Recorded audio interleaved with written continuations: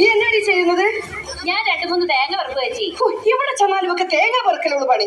ഞാൻ ഈ തൊഴിലുറപ്പിന് ഇറങ്ങിയ പിന്നെ ഒരൊറ്റ തേങ്ങ കാശ് കൊടുത്ത് മേടിച്ചിട്ടില്ല. എനിക്ക് താടി 2 തേങ്ങ.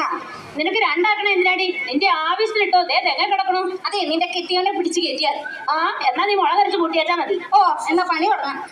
ADS വന്നേ മസ്ട്രോളിൽ ഒപ്പിട്ടിട്ട് പണി തുടങ്ങിയേച്ചാ മതി. ചേച്ചി ഈ ADS എന്ന് വെച്ചാൽ എന്താ? അയ്യോ അതറിയത്തില്ലേ? ADS എന്ന് വെച്ചാൽ അടവെടുത്ത് സൂഹിക്കുന്നവൾ. പറഞ്ഞത് നേരാ. എപ്പോ നോക്കിയാലും ഒരു ബുക്കും പേനയും കക്ഷത്തിൽ വെച്ച് ഇവിടെ വെച്ച് ഈ കുത്തി കുറിക്കുന്നതല്ലാതെ എന്തെങ്കിലും ഒന്ന് മെയ്യനെങ്കിൽ അവര് പണിതിട്ടുണ്ടോ? എടി എനിക്ക് അവളെ കാണുമ്പോഴേ ഒരു പാട്ട് ഓർമ്മ വരും. കലാഭവമണിയുടെ. ഏത് പാട്ട്? പഠിക്കോ? വനത്തിന്റെ ഒപ്പം ഒളിച്ച് ചാടിയ തങ്കമേ, ആണിന്റെ മാനം കാക്കണതാരടി തങ്കമ്മേ, വീട്ടിലിരിക്കുന്ന പെണ്ണുങ്ങളാരടി തങ്കമ്മേ.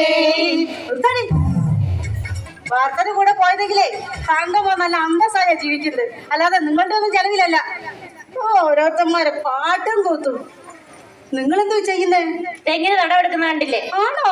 ഇങ്ങനെയാണോ തടവെടുക്കുന്നേ? മണ്ണ് നല്ലോണം ഒന്ന് മാറ്റിക്ക്. മണ്ണ് നല്ല ഒന്ന് കളിച്ച് കുറച്ച് ഉപ്പെടുത്തിട്ടെ. എന്നിട്ട് 3 പേരൊന്ന് മുകളിലോട്ട് നോക്കിക്കേ. മണ്ടയില്ലാത്തത് എങ്ങനെയാണോ തടവെടുക്കുന്നേ? അതെ ഇന്ന് ഇവിടെ അല്ല പണി. പിന്നെ എവിടെയാ? ദേ ആ വീടിന്റെ പറമ്പിലാ. നിങ്ങളൊന്ന് വേഗം വന്നേ.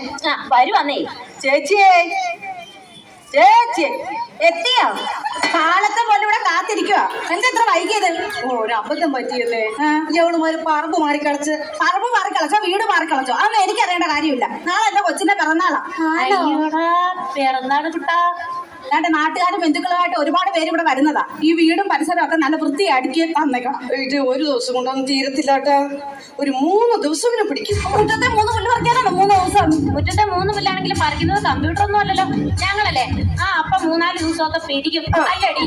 അല്ലേ? അല്ലേ? അതെ. ആണോ? ഇതിന് നല്ലത് കക്കൂസ് ക്ലീനിങ്ങാ. അപ്പോഴേ നിങ്ങൾക്ക് സമയത്തിന് കപ്പയോ കാപ്പിയോ ചീനിയോ എന്താന്ന് വെച്ചാൽ ഞാൻ കൊണ്ട് തന്നേക്കാം. വൃത്തിയാക്കി തന്നാ മതി.